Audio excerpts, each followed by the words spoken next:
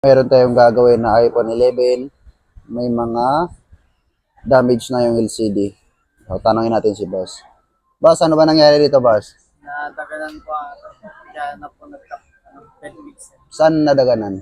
Kapag natutulog po, katabi kasi. Okay. Dapat matulog lang, huwag na itabi yung cellphone. Di naman tatakas yung cellphone eh. Dito lang yan sa cellphone repair TV. iPhone 11, papalitan din ng LCD. Pati battery, boss, papalitan mo rin, no? Sige po. Pati battery din pala, guys, papalitan din.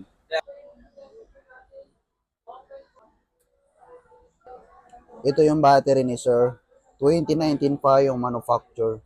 Ayan, natanggalan natin siya. Ilipat natin yung truto niya, guys.